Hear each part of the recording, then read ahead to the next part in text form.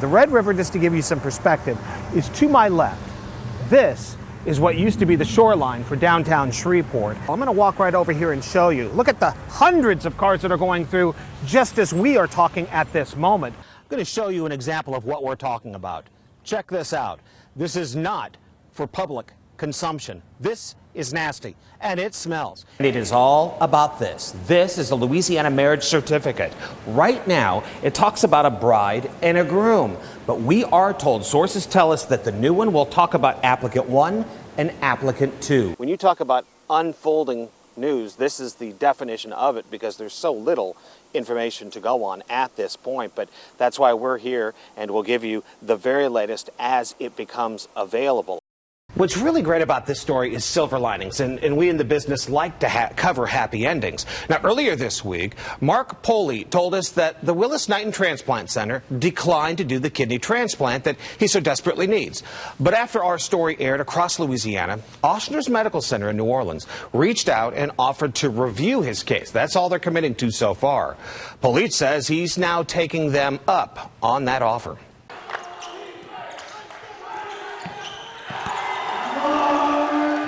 Just last year, 26-year-old Mark Polite's future looked so bright as a standout guard for the LSU Shreveport basketball team and a promising potential future in the pro leagues overseas. I had an offer in China, South America, and Europe, like right before the kidney failure happened. But Mark's diagnosis with stage 5 kidney failure ended his basketball career.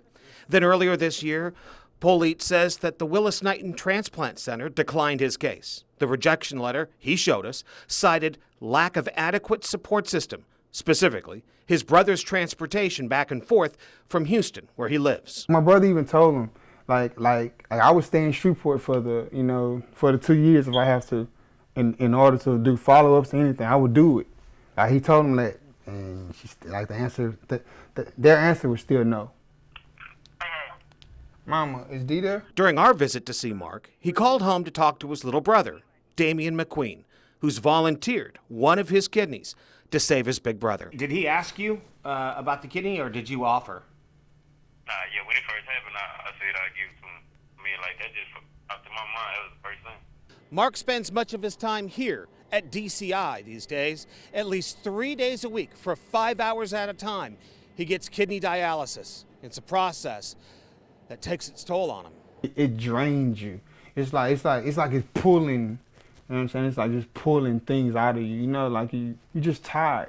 But after our initial story about Mark aired earlier this week statewide, the senior transplant coordinator at Ochsner's Medical Center in New Orleans has spoken to him several times and wants to see the medical files. If they call right now, I would gas up my car and leave today.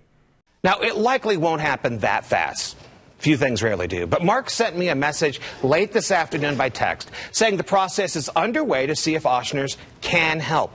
In the meantime, his dialysis treatments will continue, and so will his efforts to graduate with just 1 semester left at LSUS. And he really wants to be a coach one day, so he cannot be attached to this machine. What is it, 5 hours a day for 3 days a week? That's horrible. And you said he's unconscious? Yes, he's unconscious. He doesn't have a pulse. And he's not breathing?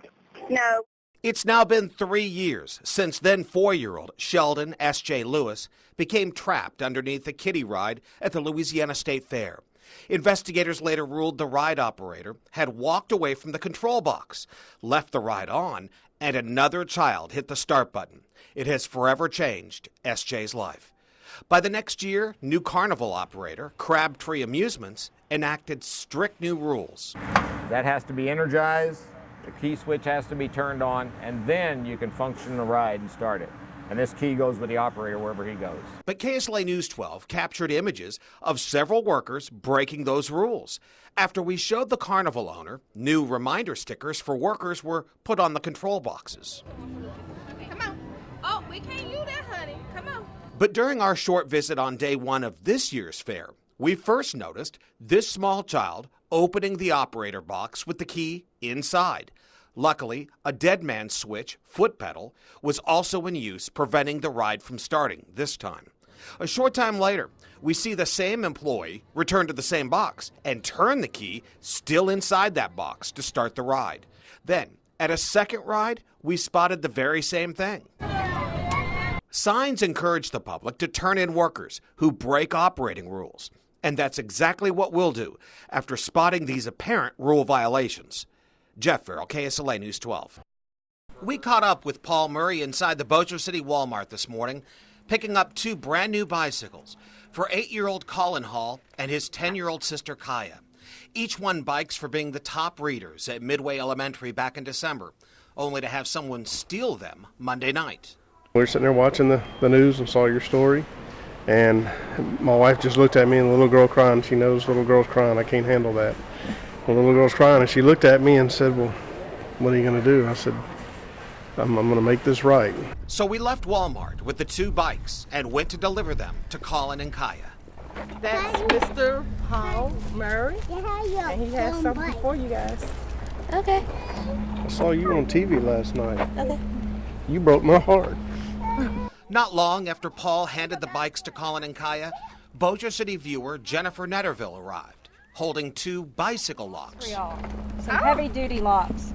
So they won't get stolen again. And they offer up to an $850 guarantee back for the bike if they do get stolen. Oh, that's awesome.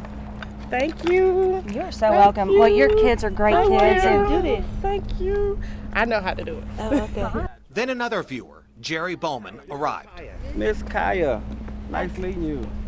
Jerry bought 2 bicycle helmets for Colin and Kaya. I'm so proud of you. You stay in the school and doing a good job too, okay? Okay. Right. He's the eldest son of the late Joyce Bowman, who represented this district on both the City Council and Caddo Commission, and just wanted to help the kids. And it turns out they knew the gifts were coming. I had read the thing on a web page on the internet. So you knew? Yes, sir. What do you think? I love it. One of the big reasons Kaya was so excited about the bike that she had earned as a top reader was that she didn't know how to ride a bike just yet. So we helped get her started a bit. When you start going, just pedal forward. Just go slow, okay? With your brakes.